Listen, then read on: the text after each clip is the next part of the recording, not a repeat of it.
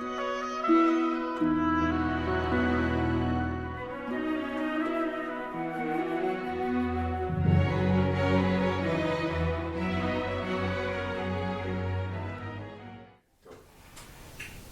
we're going to talk about Path to Enlightenment. Shakyamuni Buddha became enlightened by understanding the Four Noble Truths. Today we are going to delve deep into Four Noble Truths to understand what is enlightenment. The first one is suffering. Right now we are suffering because we are in samsara, which means reincarnation. As long as we are reincarnating, we are under tremendous suffering. What is the cause of our suffering? That's the second noble truth. The causes of our suffering is our afflictions. Because we have afflictions, that's why we are reincarnating. If we don't have afflictions, then we will be out of samsara. So the key is to get rid of our afflictions. How do we do that? We need to practice the path to end suffering. We call it Bodhi. Bodhi means way to enlightenment.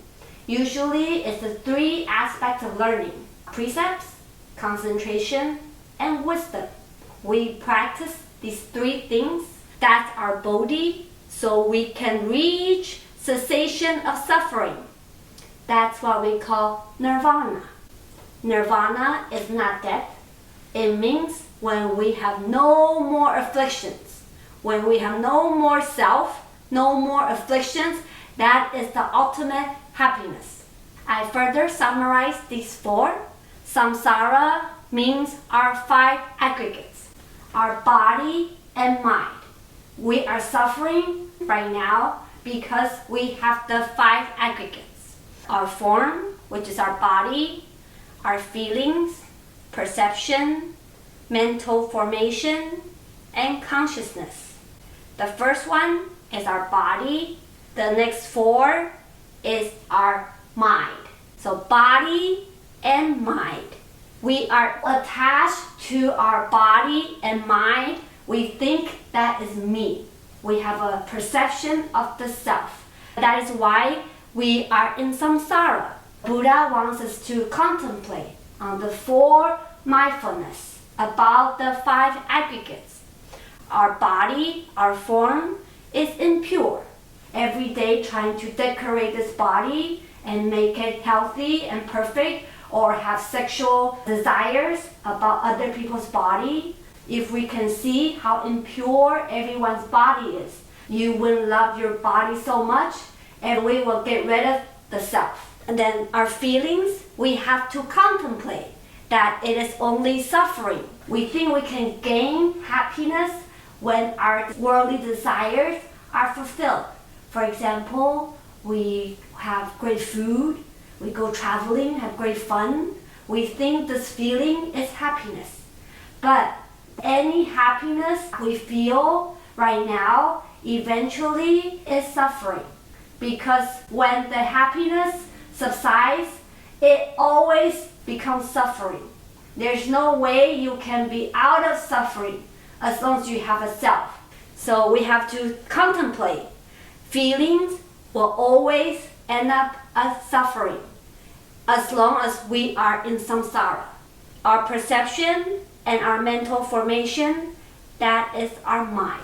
We have to know our mind is impermanent. Right now, we believe this mind of ours is permanent. My opinion, my thoughts, my views, this is the real me. But there's no me. Your thoughts are constantly changing. Your emotions from day and night is completely different all the time. How can you believe there is a permanent self? It's not stable. It's always changing due to cause and conditions and effect. So the mind is impermanent. Lastly, the consciousness, the whole world, we call it Dharma, which means everything. It is non-self. We think everything has eternal, independent, controlling self, which is a false view. When we believe our body is clean, our feelings is happy, our mind is permanent, our consciousness is self. That is what we call upside down view, false views. So we need to contemplate on the fact that it's impure, suffering, impermanent, and non-self. So how do we do that? First, we need to understand what is our afflictions. Let's look at the second noble truth. What is our afflictions? Basically, it's our wrong views and wrong thoughts. If you can get rid of our wrong views and wrong thoughts, you have no more afflictions. Then it's nirvana. There are 5 basic wrong views. The first one is the view of the self. We believe the body is me. That is the biggest wrong view, because we think this is me and we are separate from others. That's why we dislike others. We are selfish. We protect our body, protect this image, because we have a strong sense of self. So we have to see that we have the wrong view of the self. The second one is the one-sided view. One-sided means either we believe in emptiness or we believe in existence. Some people believe in emptiness, which means when we die, it's like a candle that's blown out. That's all. That is people that dwell on emptiness. Some people dwell on existence. They believe human will be human next lifetime and human next lifetime. Forever you'll be human. That is people that believe in existence. But both of these views are incorrect. They are only one-sided. It's not the middle way. The middle way is not emptiness or existence. It's this balance of emptiness and existence. Number 3, some people hold unbeneficial precepts. For example, there are people that hold dog precepts or cow precepts. They would behave like a cow or a dog because they saw in their meditation a cow or a dog went to heaven. They don't know what's the right cause. They believe it's because they act like dog or cow. So they will start eating grass or they will bark like a dog their whole life. That's the precept they hold. But that is totally the wrong cause to enlightenment. They don't know what's real precept. They think that's the way to enlightenment. The 4th wrong view is our attachment to views. This is the wrong precepts, not knowing the right cause. Wrong attachment to views is not knowing the correct effect or retribution. Some people, they have not reached enlightenment, but they believe because they have deep meditation, they are arhat, which is their attachment to the wrong views, thinking their meditation is already enlightenment. It's already arhatship. The 5th one is deviant views, evil views. Doing bad deeds is good. So you have the wrong views. Because we have the view of the self, that's why we have the next 4. Because of this wrong view, we also have wrong thoughts. The 5 primary afflictions. We are greedy because we are selfish. We always want to gain for ourselves. It can be money, it can be relationship, it can be fame, food, or sleep. Greedy for these 5 desires. We are very angry when we don't get our desires met. We resent the obstacles from getting what we want. When things don't go our way, we are upset. That's our anger. We are also very ignorant. The fact that we think we have a self that's separate from others, that's our biggest ignorance. We don't understand there is no self. Then we have arrogance. We think we are superior than others. It can be our appearance, wealth, or education.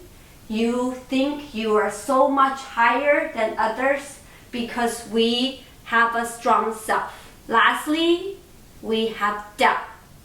We doubt ourselves. We don't think enlightenment is possible. We doubt the Dharma. We don't believe practicing the Dharma will help us get into enlightenment. And we doubt our teacher. We think the teacher, they're not cultivating well. I don't need to listen to the teacher. We doubt these three things. That's why we cannot succeed in our cultivation. Because we have wrong views and we have wrong thoughts, that's why we are in samsara. And our five aggregates are suffering. So what do we do now as a Buddhist? What can we do to leave the suffering, to get rid of our reincarnation? Buddha says we need to practice. Both Mahayana and Theravada, we practice the Eightfold Path, the only right path. You can get rid of your afflictions. First is right view. Instead of wrong views, you must build up right views. How do we build up right views? You need to understand the Four Noble Truths. That is the right view. If you don't understand why you are suffering, how you can get out of suffering, how are you supposed to solve any problem or become enlightened? So first, you have to understand the Four Noble Truths, and you gotta get rid of the idea of the self. So first, we must have right view. Then, we must have right intentions. Your thoughts, you must get rid of your wrong thoughts. Right intentions is without greed. No greed, no anger, no ignorance. That's our right thoughts, right intentions. We have to get rid of our wrong speech. For example, no lying, no foul language, no gossiping, and no slandering of others. We must speak right speech. We also have right action. No killing, no stealing, no sexual misconduct. So with our mind, our mouth, our body, we have to act accordingly. If your body, mind, and speech are not proper, how are you going to become enlightened? 5, right livelihood. You need to have a right job, right career.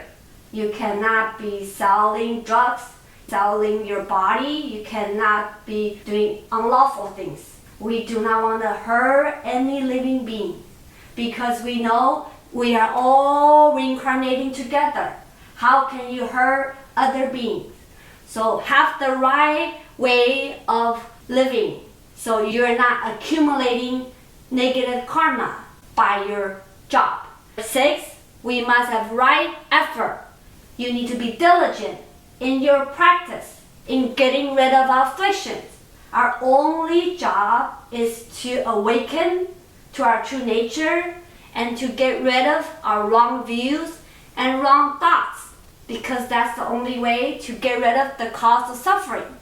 So put our mind and all our power into our practice. Get rid of our evil and cultivate goodness.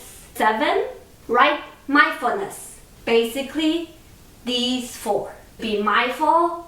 The body is impure, feelings is suffering, mind is impermanent, all dharmas are non-self. Lastly, right concentration. Concentration is when you are mindful all the time. You go into a deep meditation in terms of your wisdom in your 4 mindfulness. You can hold with the 4 mindfulness all the time. Then you're totally focused in the Dharma. So we need to practice the Eightfold Path in order to reach the cessation of suffering. Nobody wants suffering.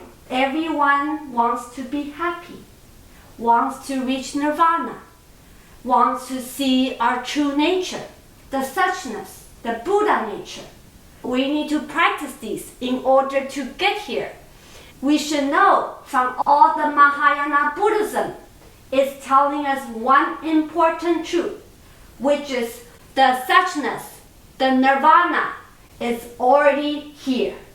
right here and right now in your one mind. Because you're originally enlightened. You don't need to practice so hard. It's already within you. You have the Buddha nature already. So you will realize the 4 virtues of nirvana, which are permanence, bliss, self, and purity. They are the opposite as the 4 mindfulness. Why is that? Because before, we have the upside down views. Right now, these are the truth. They are aligned with your suchness. You have the Buddha nature that is permanent. Your Buddha nature is the same, no matter which realm you are in. And we have full blissfulness. Bliss is our true nature. We're always happy. It's not coming from greed for worldly things. It's from our internal happiness, our innate nature. We are supposed to be happy all the time. We have the self. It's not the self we perceive as the 5 aggregate. It's already this true suchness, our Buddha self. That's our higher self, the true self. Lastly, the self is always pure. It's perfectly pure, which means no afflictions. All our afflictions are only illusion. They don't really exist. You can completely be awakened out of your afflictions in 1 minute, in 1 instant, because you realize who you really are, the true suchness. In Mahayana Buddhism, we know samsara is nirvana. Affliction is bodhi. There's no difference between samsara or nirvana. There's no difference between affliction or bodhi. Why? Because we already have the Buddha nature. As long as you let go of your attachment to all the worldly forms, understand everything is only illusion, happening in a dream, let go of the self, you are already your true Buddha nature. Shrakama Sutra, it says, when manas ceases, bodhi appears. What is the manas? The manas is our deluded mind having these illusions. Cease this illusional self and go back to our true nature. Then the bodhi naturally appears. You are just who you are already. The path to enlightenment is to understand the truth of the world, which is the 4 Noble Truths. So that's the class for today. Thank you for listening. Amitabha.